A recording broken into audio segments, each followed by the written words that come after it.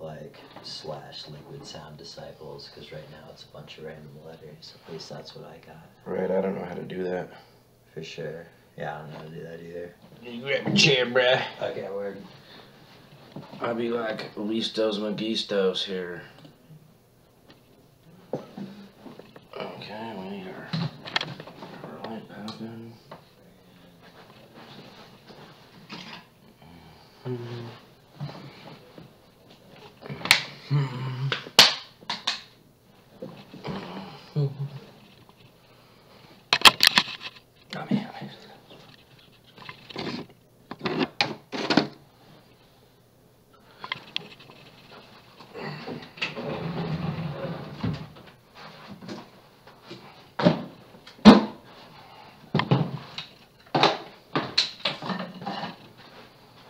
Word.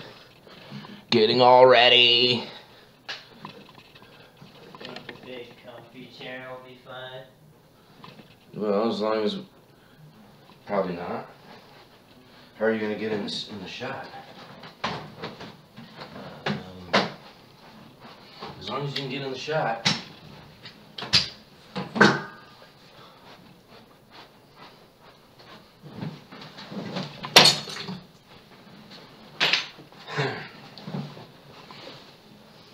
Closer? Yeah.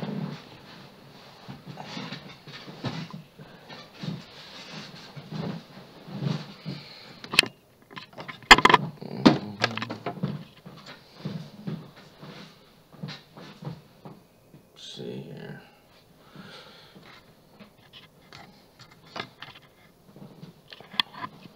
No, how's that? It's too far.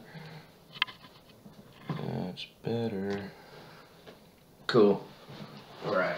I don't like this shit on the floor. Pissing me off. We gotta keep an ear out for Danny. And there is... I should probably grab my phone. What is this in my room? I don't know. Oh, yeah, Trey did that. He was having trouble with the Wi-Fi or something. I don't have to do anything about this, do I? I don't think so. People aren't gonna just be coming in and out of here, right? I don't think so. Alright. Alright, fine.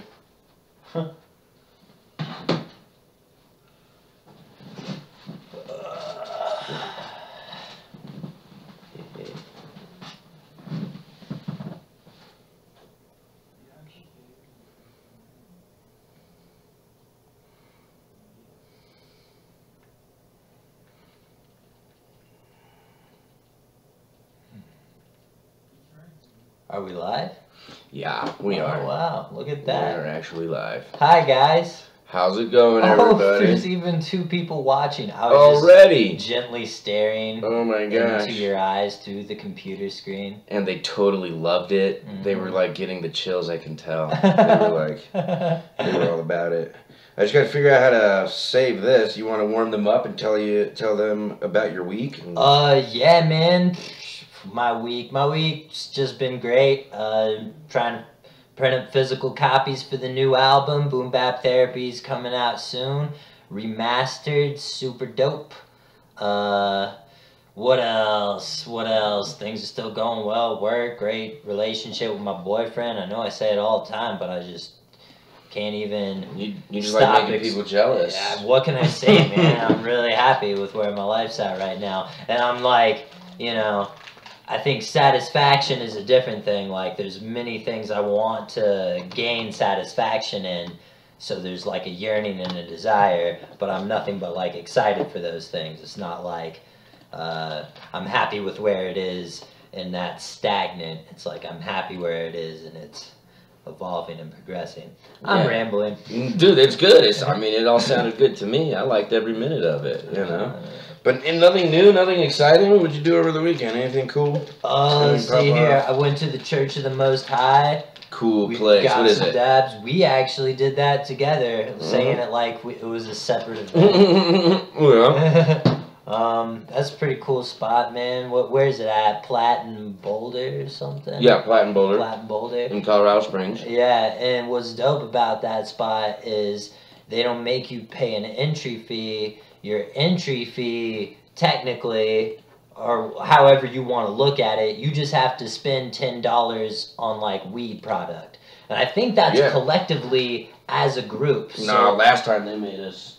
Last time they made us do like $40 or whatever. Yeah, it's 10 apiece. Okay, well that's still not bad because basically that $10 is for you. You know? Yeah. Yeah, and you're like, dude, and it's a good product too. It's totally worth it. Yeah, totally worth it. I've uploaded Halo on all of their Xbox systems now. Did it actually ever work while you were there? How come I can't post from my computer on Instagram? I have to do it from my phone? Yeah, dude, it's weird. That's exactly why I plugged into the Matrix, everybody, is because I could not do the Instagram thing from my laptop. And everyone's like, man, you want to be a famous rapper, you gotta get yourself an Instagram. Yeah. So, whatever. Whack, bro. I plug myself right in. How the hell am I supposed to share this?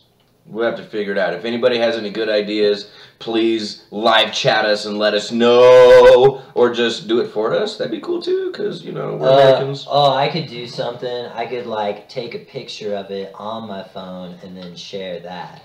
That's dope, but then, like, how do I do that? Oh, I just do the same thing. Yeah. I'm breaking a cardinal rule from eating in my room. I never do that, but I love being on a podcast on time, so I had to, like, break the rule. Just don't tell my kids, because they'll never let me live it down. So, Church of the Most High, that was pretty cool. Yeah, when we were there was a weird guy. He was cool, but I'm telling you, you would think he's weird. He was all dressed in steampunk outfit.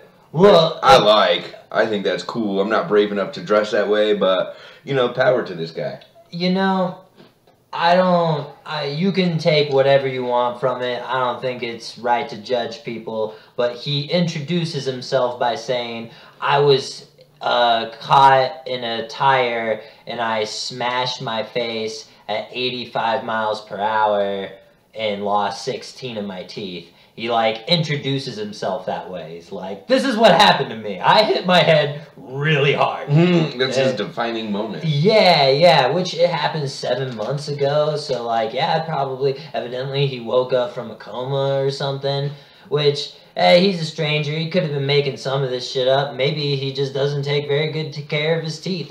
You know? He was obviously on LSD. Because, you know, what can I say? I recognize my brethren. He was dressed like a fucking sky captain, for Christ's sake. Jesus Christ. And taking it serious, too. Right. And he had this whole spiel about life and love and purpose and connectedness. And then he asked me for money.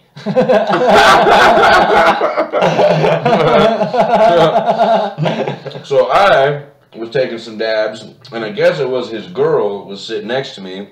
And I kind of heard his conversation with you and thought, ugh, I don't want to listen to any of this. So I was just entertaining the dabster. That's what I'm going to call the lady that gives us dabs. And the lady that was sitting there started telling jokes and some real guffaw action. I mean, I was killing him, Citrus. I don't mean to brag, but I was pretty damn dude, funny. I heard you. I remember thinking, like, damn, that was funny. I knew when you came in the store because everybody was laughing. Yeah. Like, wow, everything's not so dull and boring anymore. Well, thanks, I appreciate that.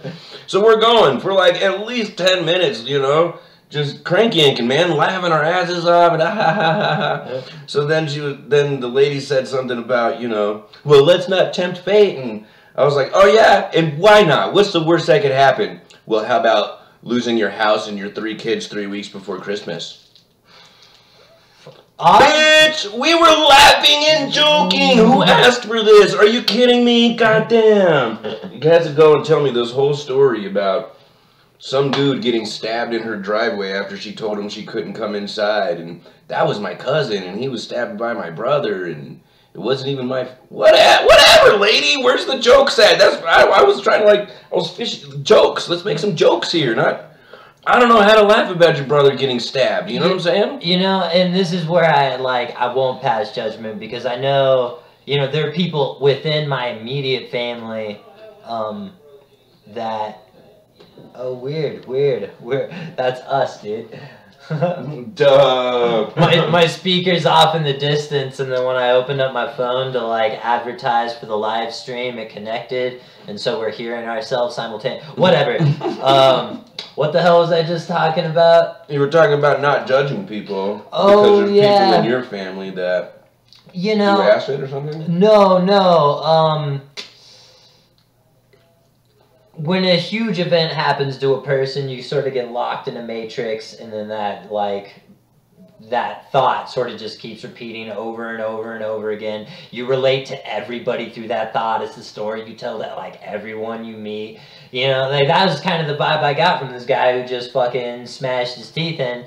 Is like he either like drew that story up and it's like this is working for me, or he's like actually gone through that shit and he can't help but be like, you know, in order for people to know where I'm at as a person, in order for me to have an identity, I just gotta like spill my guts out on you and just give you this. And like, you know, I feel like she was probably just like looking for an opportunity to do that. So she was like jealous of her man being able to unload on you. She was just politely laughing at me, so I'd shut the fuck up so she could unload on me. I guess all I'm saying is they probably can't help themselves. I get it. But I got a question. There's been times I can't help myself, right?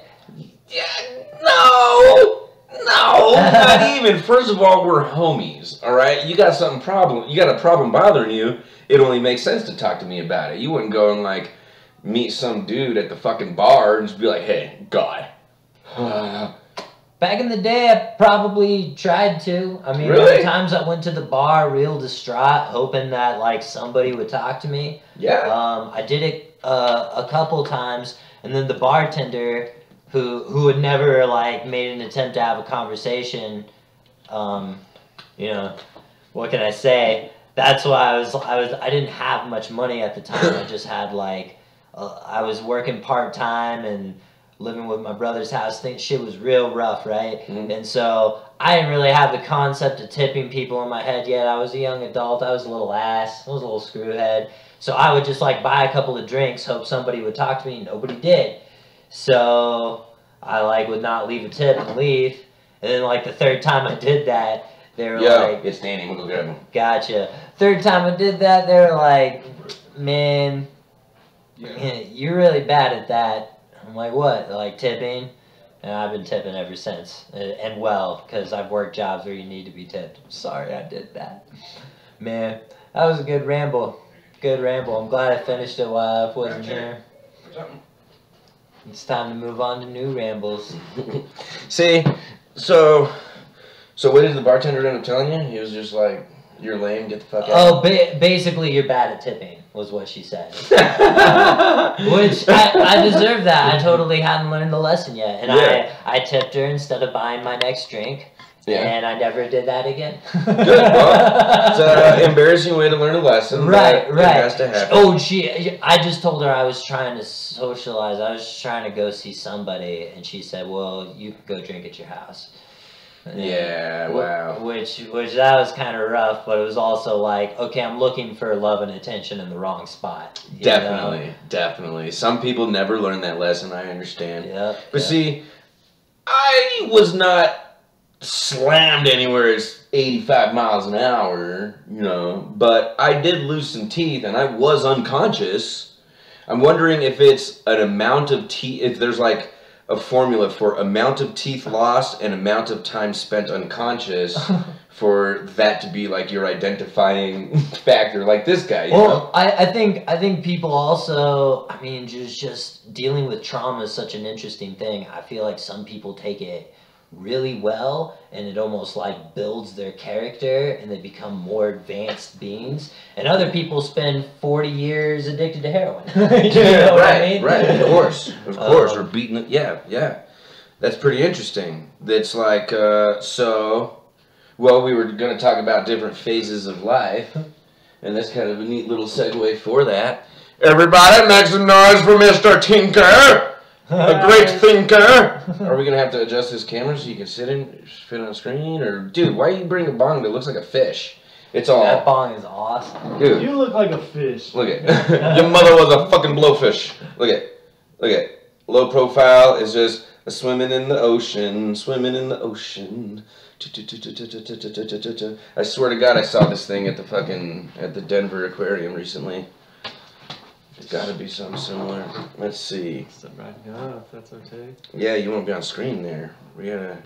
Where's on screen? On screen. I'll scoot over this way a little bit. You'll come this smaller way. chair. Probably gonna have to, bro. Okay. Dig the latency. Tinker's here. My bad. It's all good. It's all the good. vibes. Dude, what's up? How you been, man? Been pretty good. We're talking Well, about then. phases of life. Alright. What do you, so I did a little bit of research as I always do. Let me pull up my handy dandy research notes because I take this shit seriously, dude. Podcast and everybody else has a blog. Alright, I have a show.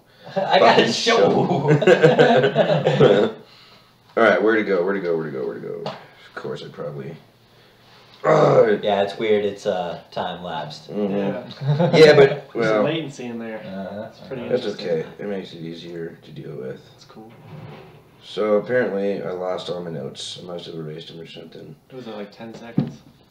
Something like that. Something like that, 5 or 6. So you can scoot over a little bit, Stages of life. Daniel.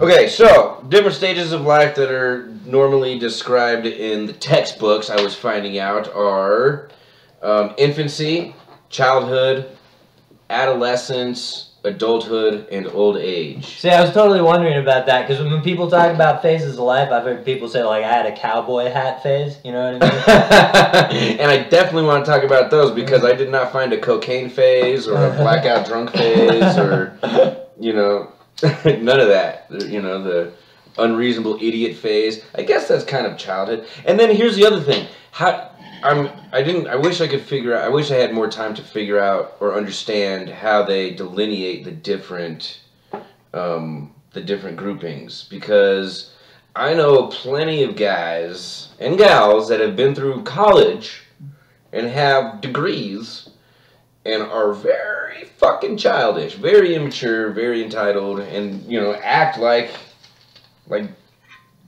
children. Goddamn, I have 4 kids. I know what kids act like. You know? I mean, shit. So you're saying their childhood phases lasted longer than their childhood? yeah, way longer. Yeah. Well into adulthood. Kind of like how celebrities stay the age that they got famous at. Well, I was just looking at this picture of John Cusack. But like it's the mentality. So like Justin Bieber got famous at like 15, so he always acts like some 15-year-old kind of deal, you know, like. That's interesting. I've Because noticed he's that. like my yeah. age, you know, we're the same age. But he My still most sings successful for peer. like right. But he still sings for, you know, Right, the junior same high girls. demographic and stuff. Yeah, I mean, he's still kind of. I I wouldn't say he carries himself like a 15-year-old because he's, you know, doesn't. But yeah, like a lot of celebrities that get famous kind of stay the same age that they got famous at. So I wonder. So that's probably marketing, but I wonder if it has to do with, you know, things being provided to them and certain lessons go unlearned because of that, or, you know, certain developmental factors don't apply to them. You know, like theoretically, a kid like Bieber would never have to learn how to balance a checkbook because he had so much money by the time he was 15 that there was somebody taking care of his money for him already. Yeah, yeah. And that's, I mean, just kind of a different cut of the cloth, I guess. I mean, kind of lucking out and being born into that kind of life. Yeah. Me and my girlfriend were just talking about this earlier today, is like in Colorado, it's really hard to see the differential in where an individual's income is based off of their kid, you know? And to put that in perspective, like in Los Angeles, one of my best friends, Nick, his family owned like a limousine company, you know, and I could stay the night over there and we could hang out over there and stuff because it was a super nice house in Carson City, but like he never was able to come over to my house. He was never allowed to do that, you know, because we lived in like a garage in Torrance. There was like 6 people in 1 bedroom. Wow. So he's not allowed to go to the hood. Pretty much, you know, and it was a clear separation that I could see, you know, early in my life, you know, 5 years old, like, oh man, we're different. Okay. And there's nothing I can do about that. So I did read in my research that these classes are heavily affected, or these different phases of life, these life stages they're called. They're punctuated by very specific biological, psychological, and social characteristics that go along with those different ages. And those characteristics change from, you know, by sex, class, you know, your educational background, the neighborhood you live in.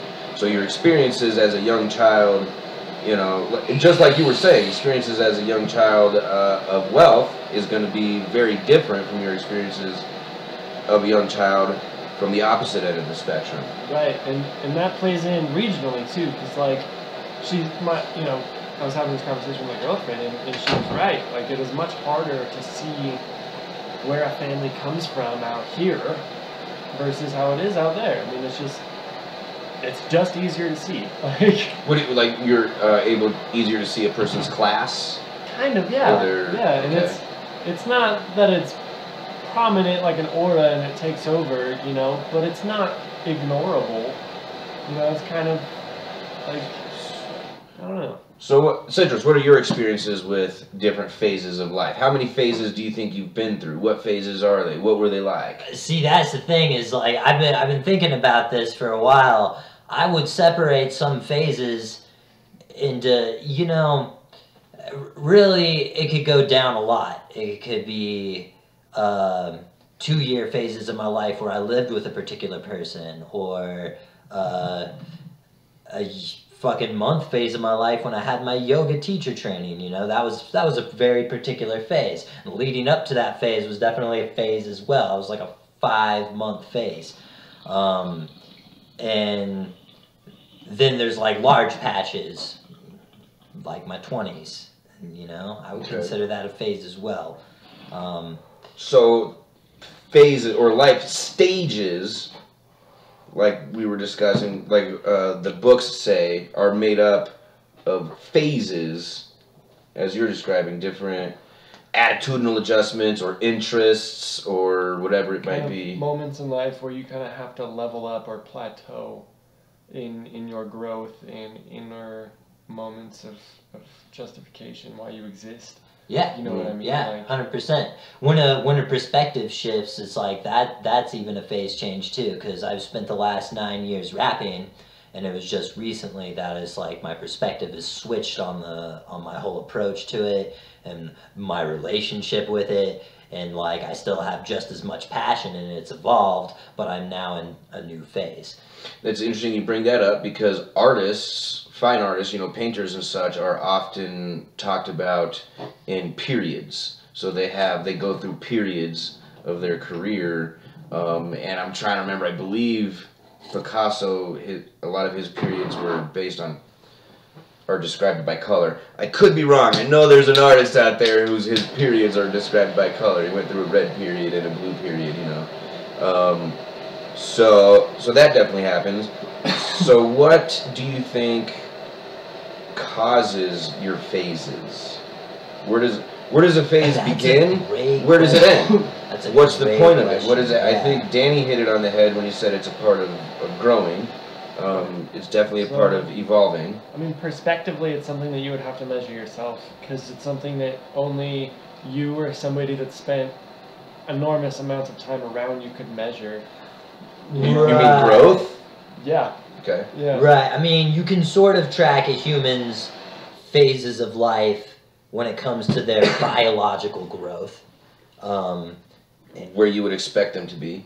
And, but I would say with emotional things and your work environment, it's different from like a caterpillar. A caterpillar, you see that shit cocoon up and turn into a motherfucking butterfly. It's going through a new, phase. Okay. So how do you identify it and describe it in people then? That's a great question. While you do that, I would postulate that is probably a matter of, I think growth in people is something that it's not like, on the one hand, you can see it. A person walks a little lighter on their toes. They're a little more confident. They carry themselves a little more relaxed. You can definitely tell that they've grown from, say, when you've seen them in the past and they were always very tense or always very high-strung about something. So you can see it, in their body language. But I think more often than not, you feel it or you experience their growth through conversation or through interactions. You realize that they have a different perspective on things. Maybe they have a different attitude. So, I mean, for me, and I definitely hear you there. Like for somebody to observe growth from somebody like kind of from afar. I mean, those are definitely notes that you would need to be able to read. You know what I mean? Like, yeah. So I guess the real question is, how do you do it? What is like the beginning and end of a phase for you in your mind? Right. Okay, so, all right, that's interesting. I'm thinking, so phases come and go based on a decision. You make an action in your life, and this action causes a change or a shakeup, and that is the beginning of your new phase. I think there is a sort of a build-up period where you're thinking about it, you're mulling it over, you're kind of bouncing ideas off of people, and then I guess the first day you have this idea, that is the beginning of your phase. If you nurture this idea, then it can actually develop into an actual action. And then when that action happens, that's when the world, that's when it becomes a visible phase to the world. An action has been taken, and from there, reactions or planned actions have to follow according to what came before. So when usually that action is the result of having set some goal. Theoretically, when you get to the end of the goal, in most cases, that is the end of your phase. But the end of every phase is just the beginning of a new phase. Phases definitely blend and meld together quite often and overlap. Right. For me, to be able to find an end of a phase, I have to be able to see some form of like retrospect, like to be able to look at it in retrospect. Yes. So it was probably over for a while. Kind of, yeah. But for me to realize that growth happened and for me to like, I guess, get a lesson from it, yeah, I need that kind of retrospect moment and that will also help me plateau emotionally to help match my physical level of growth there. But can't you feel the growth happening in real time? Like, can't you tell when you're in the middle of a phase? Not all the time, no. I mean, a lot of moments in life, especially moments with growth, I find are kind of bittersweet. Yeah? Like, yeah, I got to move to LA, but I was living in a closet. Right. Okay. You know what I mean? Like, right. So I still had to derive my own kind of pride from it and grow the task itself and the idea itself kind of every day. I would have to tend to it, and make sure that it was flourishing into what I wanted it to be. Okay. And there's a huge contrast from me being out there to being out here, and I feel, like I feel the ways that I was growing are very different, and I yearn for the way I was growing out there, out here, and I'm not seeing it. You know what I mean? Okay, so that comes back to the idea that your phase, and phase, when we're talking about phase, just to clarify, we're talking about a period of development, right? A period of development, growth, whatever you want to call it. And so what you're saying, wishing that the level and depth of growth that you experienced in LA could also be had here in Colorado, right, is exemplary of or exemplifies what we were talking about earlier, that your development can be affected by where you are. Correct, yeah. Okay, interesting. I mean, indefinitely. I would back that 100%. Okay. And it's a lot of that is luck of the draw. It's not up to you. Or is it? I mean, you a lot of it's you can move. I mean, yeah, you can, but you have to be born in a place where that's still an option for you. And so this is a question that's been coming up a lot. I work at a gym. There's a lot of youngsters that work there also, just starting off college or maybe delaying college a little bit, Right. and talking about yeah, I don't really know what I want to do. I really wish I could go there, but it costs money. Yeah, you're right. It costs a bus ticket. Yeah. You're broke here. Mm-hmm. What's different about being broke in another place? Nothing. Way more adventurous. Here, Yeah. mom and dad got your back. There, you think mom and dad just going to forget about you just because you live 3 states away or because you're traveling the world? No, they're not. Probably not, dude. No. Unless you're an ass. And I will totally contest to that too. I mean, if you come from anything that's halfway decent of a family, like your parents are going to care about you. If you go far enough away to where there's a comma, like Yeah. 1,000 miles. Yeah, dude, like it's worrisome for Yeah. anybody.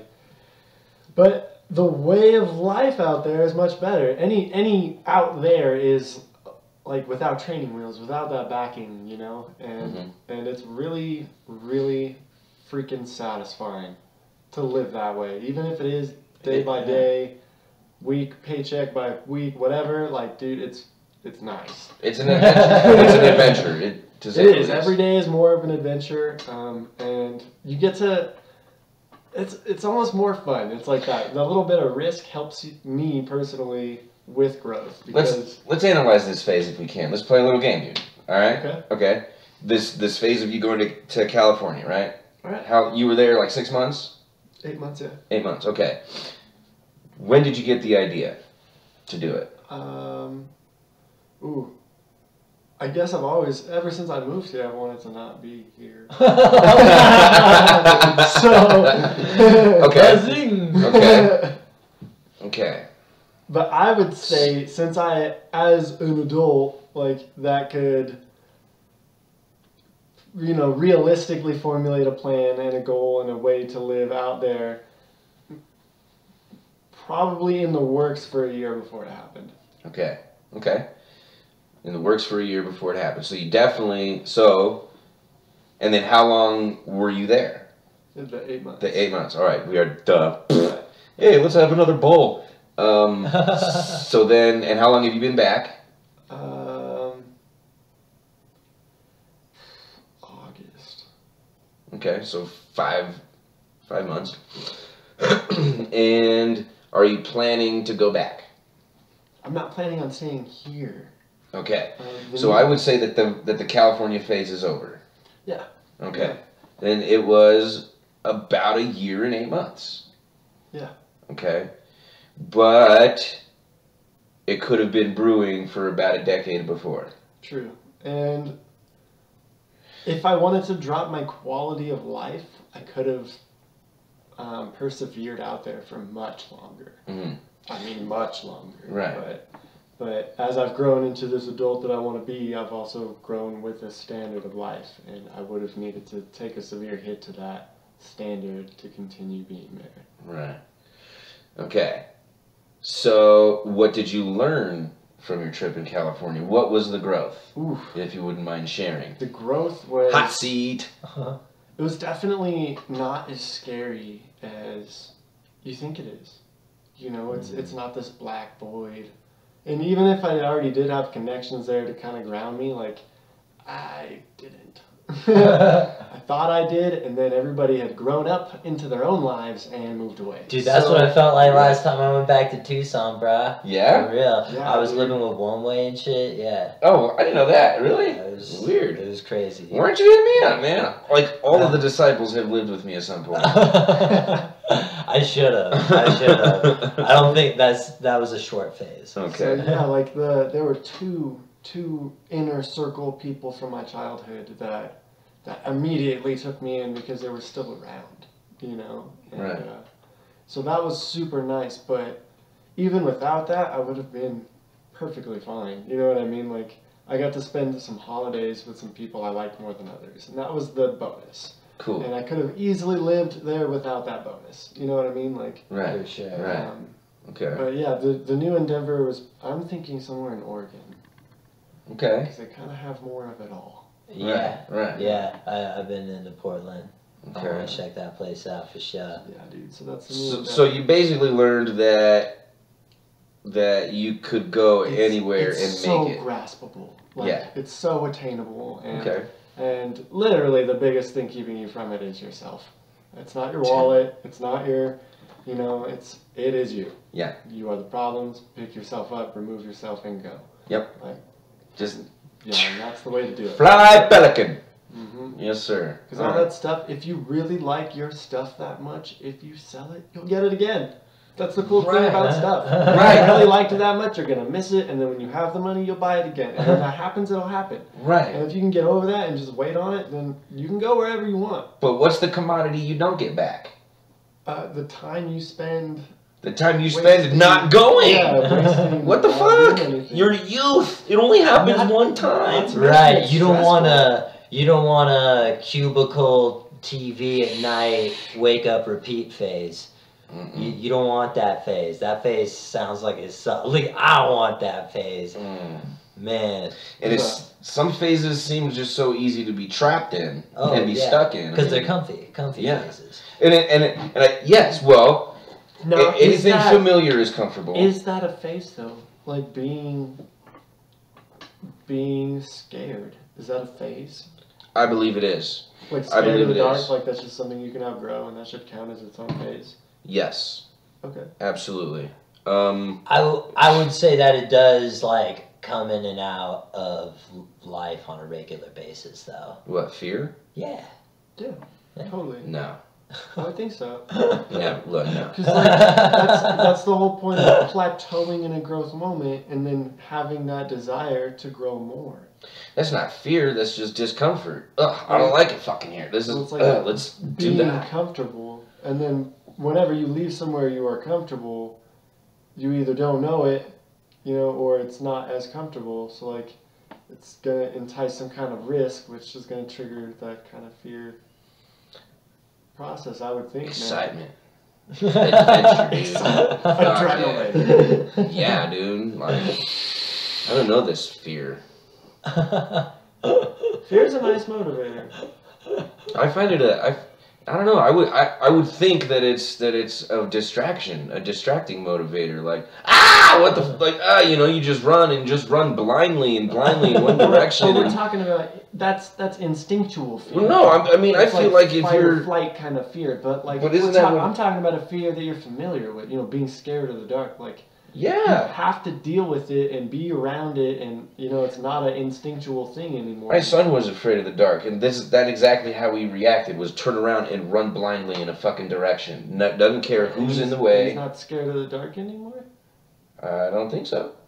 I've seen him hanging out in the dark just a couple weeks ago. So how to, and he got to familiarize himself with it. Exactly. And eventually desensitize to that fear and then be over it. Like, with fears that are everyday in your life that you can everyday introduce yourself to, you would need to desensitize yourself to grow through that, I would think. And being able to I don't know if it's necessarily desensitize yourself even. But being able to acknowledge that fear and then being able to grow past it is being able to idea. face it. Yeah, and without acknowledgement of the fear being there in the first place, you can't. Here's the thing. He may very well be afraid of the dark still. Right. But he's brave enough to walk through it. Yeah. That's growth. Yeah, he does. Well, and eventually that's why he's I'm not going to saying, be afraid but if of it was it anymore. instinctual fear, like in his core, then he would run all the time forever. But since he is growing with it, I think that maybe desensitize isn't the right word, but yeah, he's growing through that fear for sure. I think it takes a level of bravery to just like keep pushing to survive and do your shit. You know what I mean? Yes, it did. Yeah. Like every day I wake up, I gotta be like, all right, I'm doing this now. Like most conversations I have, a little socially awkward. There's a little bit of fear involved until I like get comfortable in it. Sometimes I never do. You know what that means? Fear is something that I gotta like work with on a regular basis. Okay. I mean, even like looking in the camera. And I wouldn't call any of the maybe small phases throughout the day if there are many phases, but I think we're talking about more like blocks of life, which I have had phases where fear controlled me a lot more. Okay. But Right, kind of like staying in a relationship too long. Yeah, yeah. Like, and that's how fear can be non-influential to growth and prevent it. Well, I mean, what happens is you get comfortable, right? I mean, and not just maybe it's a job you don't like. You're comfortable there. It's very Right, like I can't afford the pay gap of finding a new job kind of deal. right, Um, right. And I mean, on your own, a lot of the times that's probably true. You know, majority of your paycheck to paycheck people can't afford a 3-week gap where they weren't getting paid in their bill cycle, and that's totally fair. And that's adult-wise, that's a realistic fear to be feared in life. Like, I can't pay all my bills, so I can't sustain the way that the standard of living that I like to withhold. And that's a mental stability. That's peace of mind. You know, and as soon as someone's peace of mind is rocked, they will kind of tap into that instinctual fear and then make not realistic decisions because you're using the wrong fire for your, deciding factors. Like, so I would definitely advise to try to find something that is, retrospectable in moments so you can find growth before you take that step. But other than that, I mean, jump. You know what I mean? Yeah. Totally. Go for it. Yeah. Totally. Yeah. All right. So. All right. Are we getting anywhere with this? Are we understanding these phases? Are we? Kind of. We're not addressing. All of these phases could easily be categorized into the adolescent phase. Right. I think the problem is like they're amalgamous, and in order to make them non-amalgamous, you have to like give them a definition, and at that point, it's limited to that. So everybody just has their individual perspective on their phases, and that's it. That's true. That's true. Know? Yeah. So is it important then to track your phases of growth? Is it important to compare your phases of growth with other people? Is it important if you're reading a book and you're like, hey, I didn't have that phase, or like, puberty, what's that? I think it's important to get out of your head, think less, and if shit comes up that was from a past phase, like while you're meditating or while you're trying to get out of your head and it just keep repeatedly like hitting you over and over again, and as you're watching your thoughts you notice like, oh, that must have really fucking bothered me, then like, you can hash that shit out then.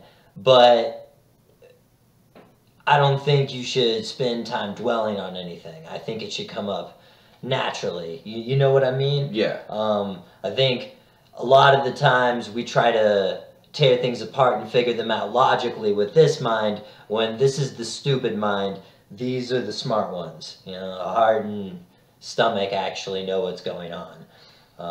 And they like interact with you differently. They don't sound like a little voice in your head like weighing out options and shit. Right. Ooh. It's more of a feeling. That is an interesting topic we should talk about another day. Yeah. For sure. We could go on and on with that. For sure.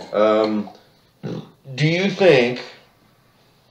Okay, so back to the idea about, a legitimate fear that you were talking about, people being afraid of that 3-week gap or whatever. Right. I disagree. I don't think that's a legitimate fear for 2 reasons. First of all, you can plan your transferring to a new job so that there is no overlap. I mean, you could plan to quit on Friday and start your new job on Monday if you communicate correctly.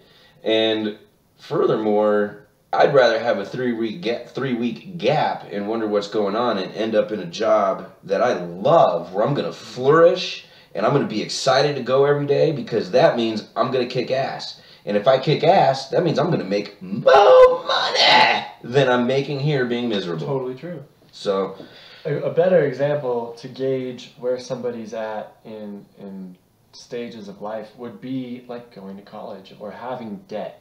That is...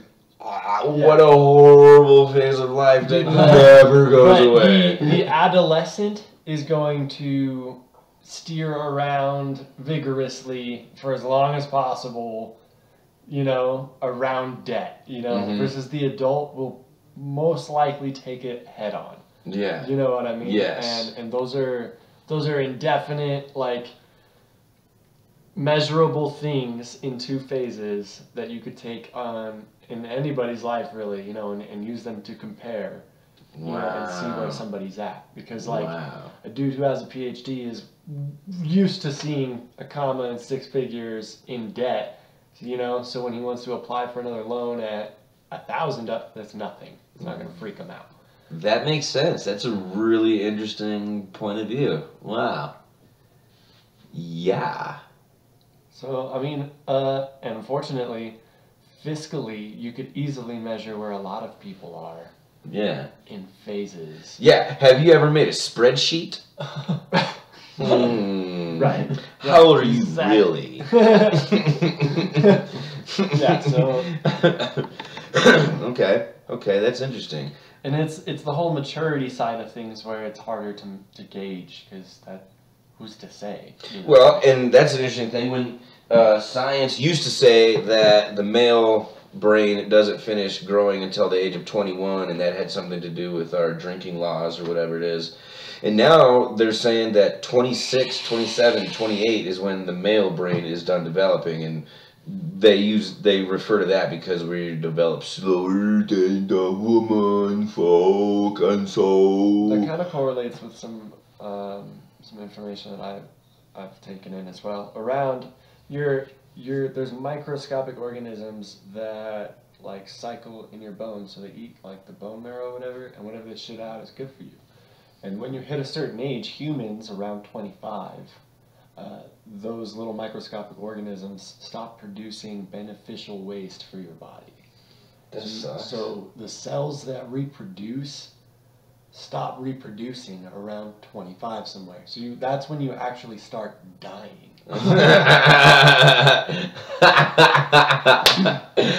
Yay! Now we know. Don't turn 25, everybody. Stay 24 forever. And I've read in a book called Following the Yellow Brick Road by Bob Meehan. It's about addiction and drugs, particularly with kids. It's aimed at parents, is what I mean to say. And there's a chapter that talks about using drugs too soon affects your brain, and it can delay or actually prevent your brain from leaving the age at which you got addicted. And as I was reading this, I thought to myself, I have hung out with bums at bus stops that act like they're 15. 50-year-old men, and just, same dick and poopy jokes. Like, oh, dude, really? Mm-hmm. I guess they don't watch much sitcoms where they sleep at night, but right. I mean, because like in the adolescent phase of life, using hard drugs like that messes up the chemical balances in your brain. Like, so your body works so long to produce a certain chemical, and then when you get high, it sends it to the wrong spot. Yeah. And you needed it to go there until you were this age for so long, Right. And you fucked it up. Yeah. Good job, you. So, all right, interesting. So, phases can definitely affect your jobs. Yeah. Yeah, it would be a good time to transition. You want to talk about that? I'm going to start off. I have been through over 20 jobs. Same. Fuck, really? Yeah. Jesus Christ, Yeah, dude. this guy's been through a lot of jobs. He ain't lying, man. He was like 23. God damn. Yeah, dude. Jack of all trades, master. Word. Well, hey, I've been fired from a bunch. For sure. I've been fired from, not a bunch, I've been fired from 3. Yeah, I'm not gonna lie to you. I picked this topic mostly because I knew you had some good stories. I have some stories where I probably should have gotten in trouble, but didn't. And that's about it. It's mostly just just getting high, when I really shouldn't be. Mm-hmm. Okay, so one time. At band camp.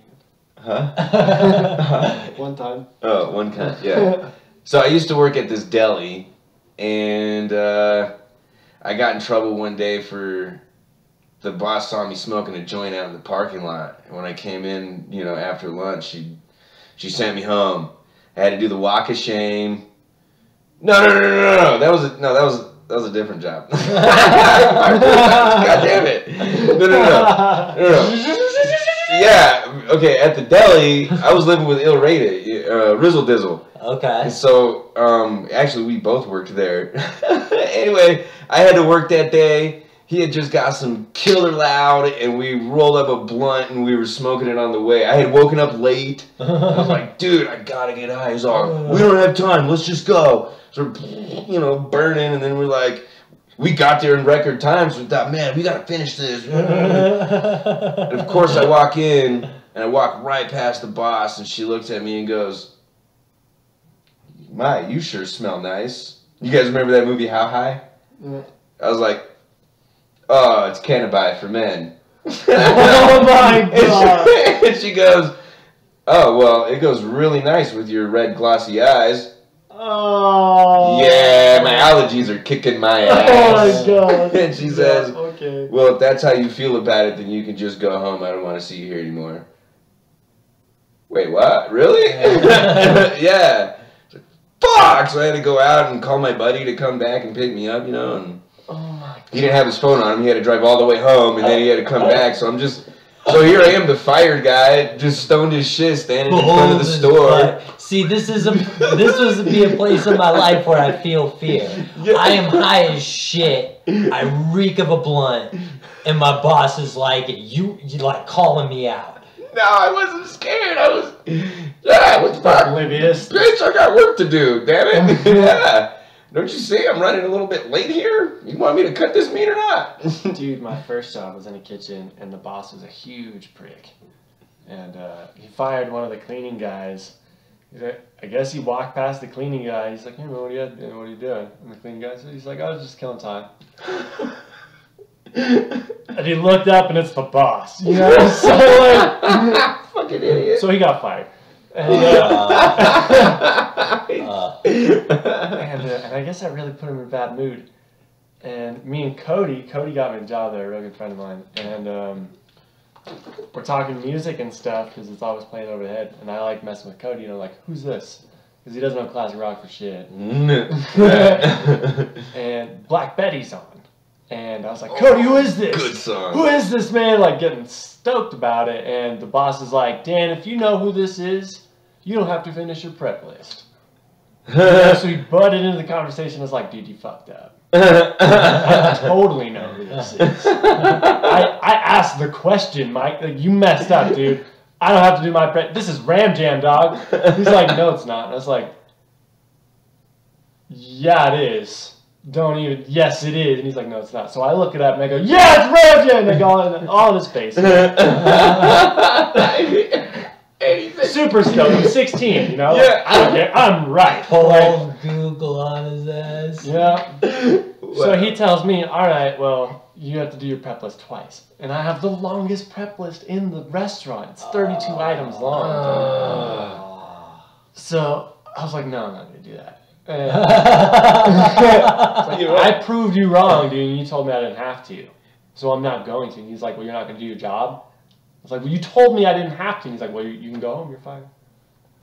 What a dick! What a dick! It is Ram Jam.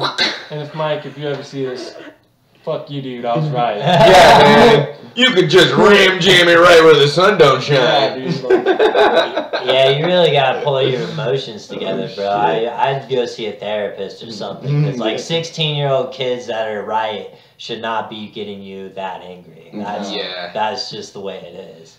Yeah. I hope make you a great shaped up. parent, It though. has been a few years. Maybe he's doing all right now. It was just a phase. It was just a It was just a phase, Mike. You'll be fine. One time, I went out to smoke weed. This whole story is pretty fucked up. I thought It is, dude. It really is. I thought my friend was gonna come out there with me. I thought the bartender was gonna roll out and like smoke weed with me. I worked at this restaurant. And he never came out. I was sort of just next to his car trying to spark up my resin. And like, I couldn't even really get a hit. I was like, fuck. So, threw it in my backpack. I was hoping to throw it in his car because I just burnt the motherfucker, you know? And as I'm walking back, my boss is standing outside smoking a cigarette. And I just pull up. Like, I know you shouldn't move quickly and evade when you're in trouble. Right. You should just walk calmly. Like, I know this in my head, people.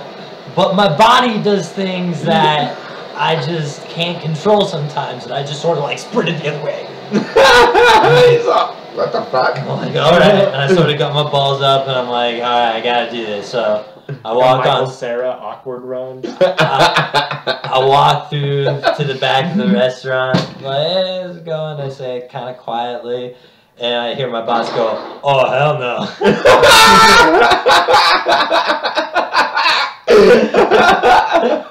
And he comes up to me, like I managed to walk to where my water was and I grabbed my water and he comes up to me, he's all, was it good? Was it good? Well, what are you talking about? He's all, was the weed good? Was it good stuff? I'm like, I don't know what you're talking about. I told him I was reading a book. I don't know, that was the excuse I came up with in the moment. I was reading a book. What?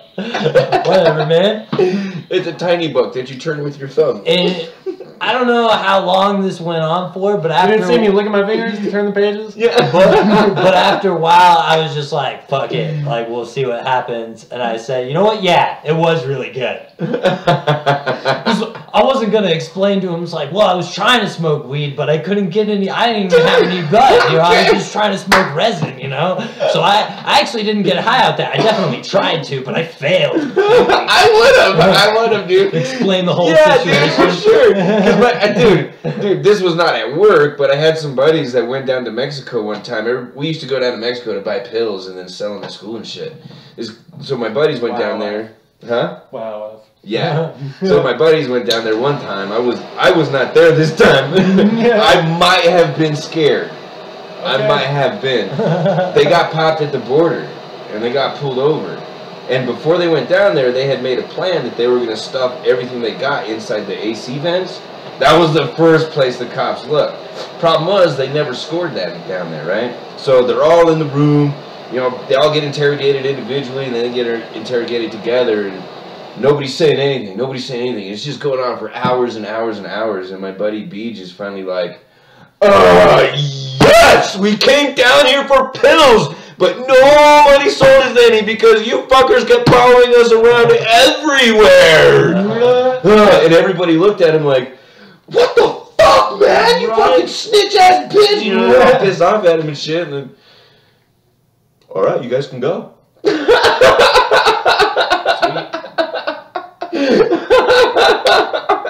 Like, you know, whatever. Dude, I got fired once from a call center job. His mind. Yeah, he was. I don't even want any part of this. Yeah, get the fuck out of here.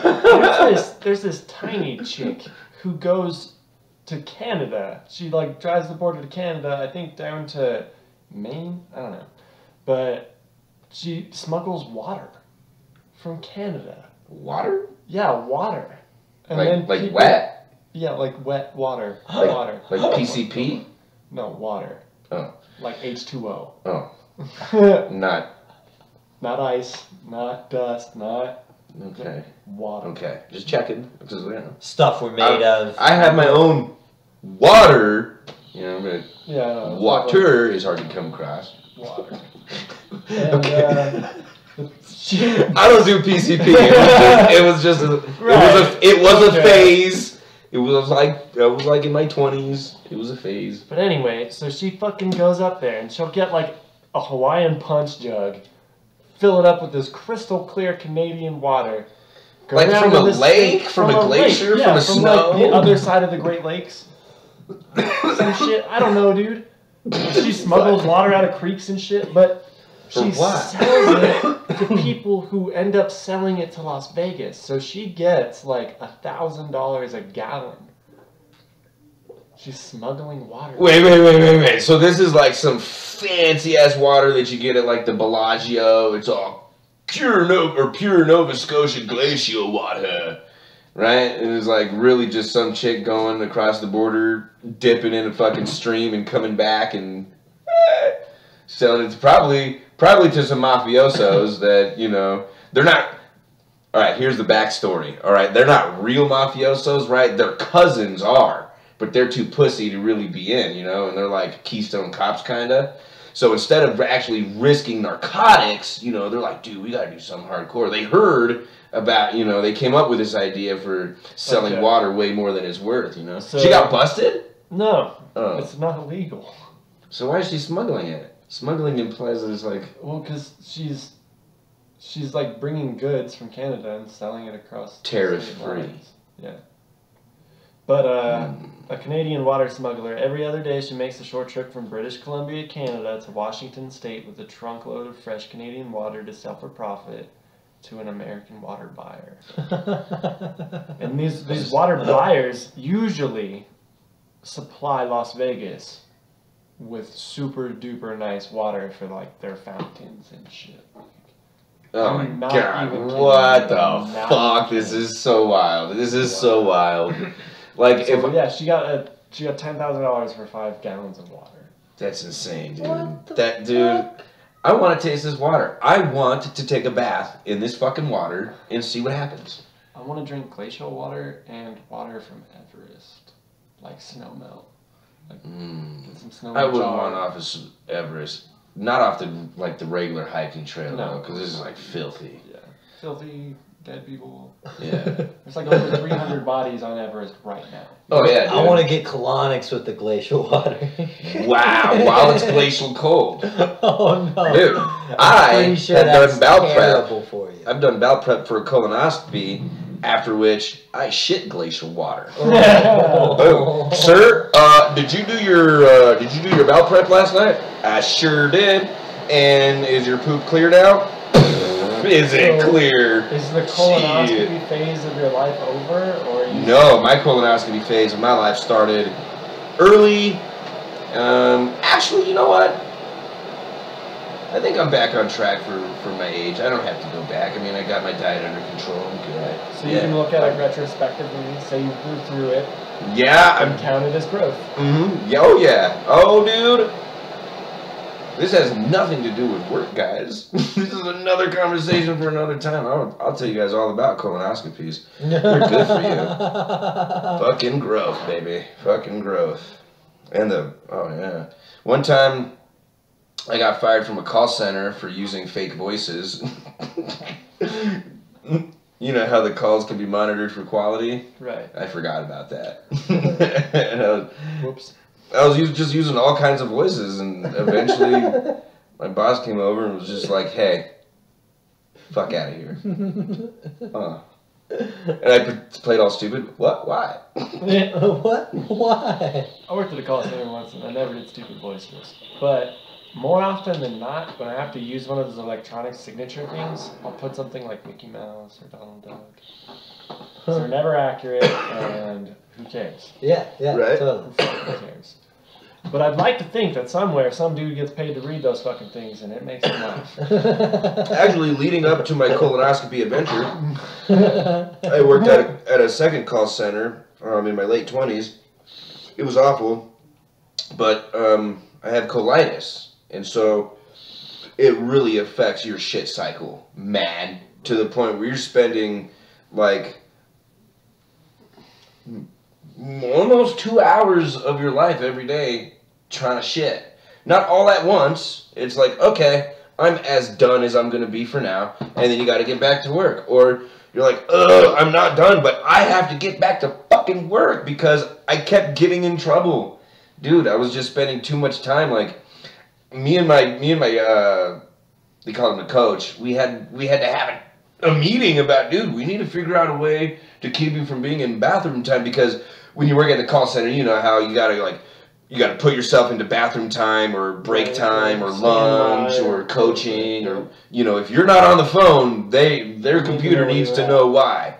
And so I was in the bathroom like 10 times a day, dude, and I don't want to be there. Right. I don't want to be there. I don't want to be here, but I don't want to be there. I'm not like fucking, hey, I'm gonna go hang out and fucking get hemorrhoids from sitting on the fucking pot for fucking 15 minutes. No, man, like my feet are falling asleep. I had like bruises on my butt cheeks and shit. I was all overweight and stuff too. Like asphyxiated anus? What's that? Like when you sit on the toilet too long. I don't know. It sounds good to me. It's a prolapse. Like prolapse, dude. Prolapse. Yeah, like a pink sock without a foot in it. What is asphyxiate? That's a choked out anus. Asphyxiate. No, a prolapse anus. Yeah, From prolapse. sitting on the toilet too long. Dude, and nobody wants that. So, you know, we had to come up with, all right, sometimes when I have to go to the restroom, I have to call my coach over and let him know so that he can put me in coaching. You know, and then that became a problem. Why does this kid need so much coaching?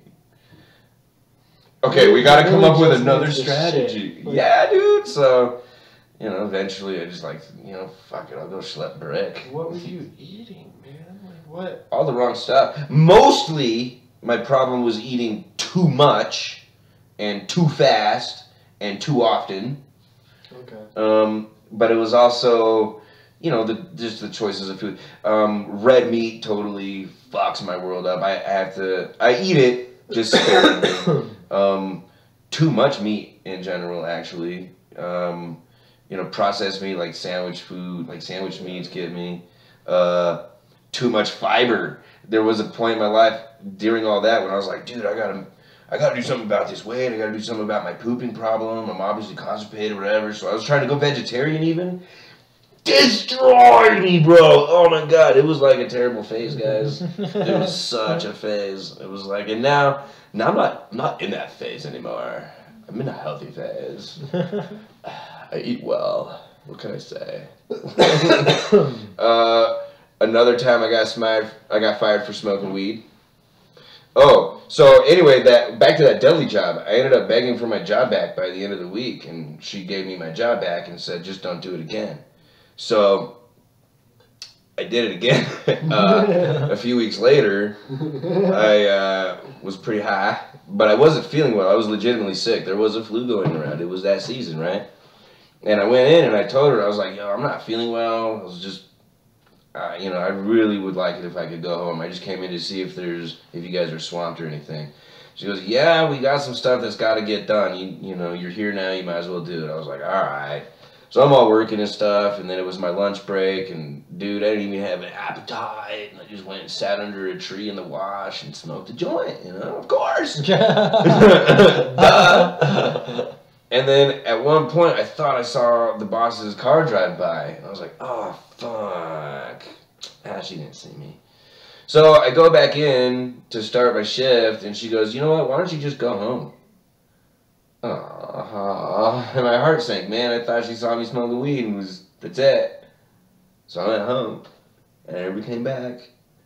And so I called her a few days later to see when can I pick up my check. She goes, well, since you quit on me, you can wait till payday. Wait, what? I quit? Well, yeah. You no-called, no-showed 2 days in a row. That's a quit. Fuck, dude. Fuck. I'm not going to tell her that I thought she knew I was high. I mean, it's not going to get my job back. Alright, so I went to work at Tanque Verde Gas Ranch. My buddy had got me a job out there. Pretty sure that's where I ended up after that. Anyway, maybe I rented EG's first and then went to Tanque Verde Gas Ranch. That's what happened. Anyway, at Tanque Verde Gas Ranch, me and Rizzle both worked there too. We worked in the kitchen. Dude, I used to fuck that shit up, bro. I used to sell opium to the cooks. Oh my god.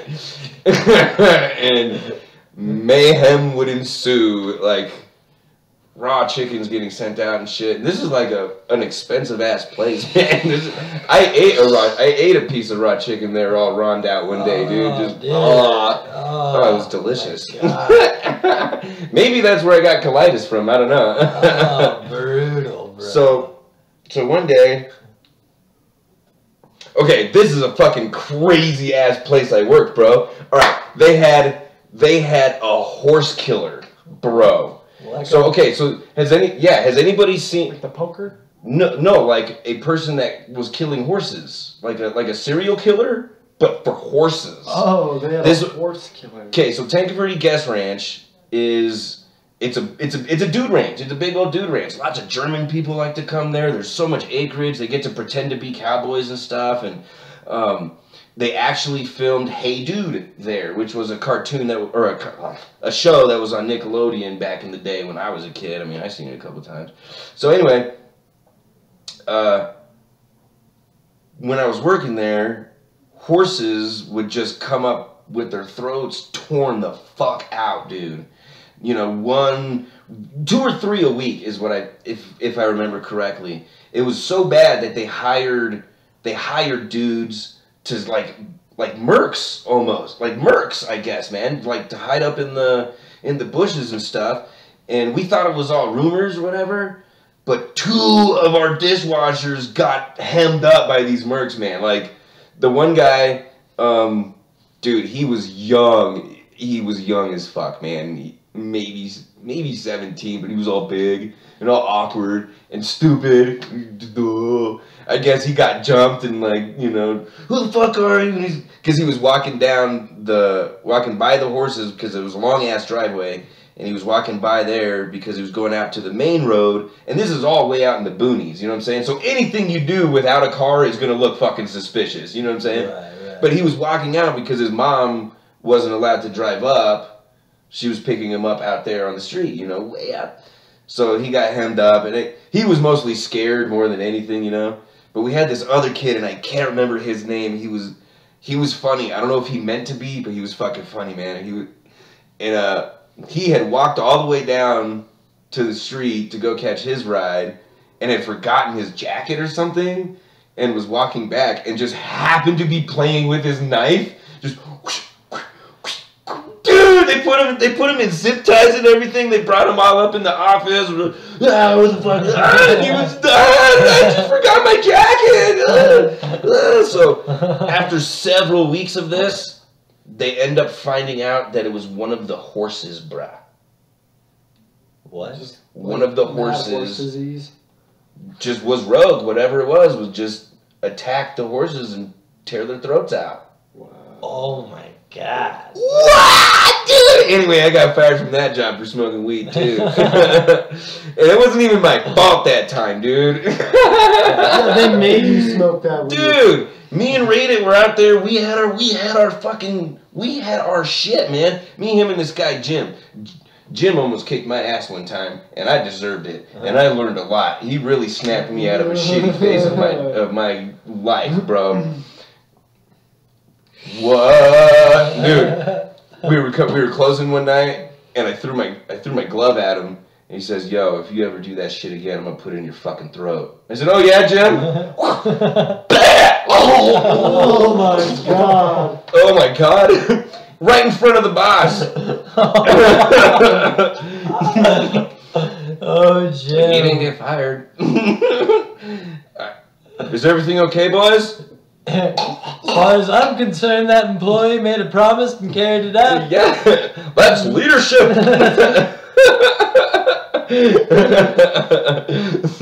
So, I don't know. Me and Rizzle had our little deal, and we were out there burning, and this new guy was working there, and his name was Gilby. I'll never forget him because he was so ugly and just, and he just came out. "Hey guys, what you doing?" Nothing. It's nothing. You guys smoke weed? Dude, you come on. Dude, you gotta hook me up, man. You know my mom works here, right? Alright. As soon as we hand him the weed, we hear the fucking security guard, Gilbert. We hear his keys. Clink, clink. Oh, dude, put that away. It's Gilbert.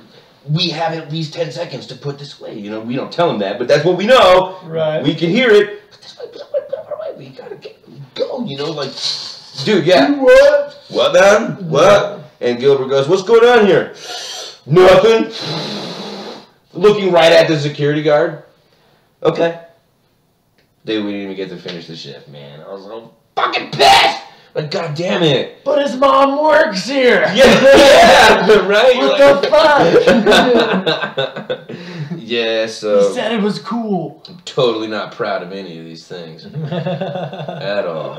Yeah, this isn't like a guide of what to do. Right, don't smoke weed at work, okay? Don't do it. Yeah, keep and your don't wits go about you. don't go to company functions high because, you know, people are gonna know, man. I went to the Christmas dinner one time. I go, "Dude, are you fucking ripped right now?" Nah, what are you talking about? I'm just really hungry, man. I just came for the salmon. You're not high right now? It's Christmas dinner. Yeah. That's what I'm digging about. Where's your spirit of Christ? Yeah, dude. Shit. Mine's through the roof right now. Christ. Oh Christ, that cross joint. I gotta go. Yeah, dude. Yeah, dude. What else, dude? Alright. Let's see. Got in trouble at work. I know my last boss hated me. That was for sure. Grown out of that phase, getting in trouble at work. Oh, dude, for sure, dude. I'm totally killing it now, man. I totally kill it now. No more smoking weed at work. I wait till I get home. It's just smarter, you know. Yeah, I'm not really getting in trouble at work. Yeah. And then, you know, and here's, okay, yeah, last week I got in trouble at work. Dude, so there's this kid, Justin, man, you know. What's up, Justin? If you're watching, you're probably not. Whatever. What's up, anyway? I hadn't talked to him in a while, and I was like, oh, dude, I just happened to be doing some work in the pool area, aquatics. That's where he works. He's a lifeguard. There was a class going on, and, dude, the way the lifeguarding works is they're on the stand for 30 minutes, and then if there's nothing else going on in the pool, they're in the break room for 30 minutes, in the aquatics office for 30 minutes, basically. Not doing shit. They don't have to do shit until there's more people in the pool. Like, that's just how it works, right? And so I happen to know this. I also happen to know how much break time I get during work. I also know how much work I fucking do around there.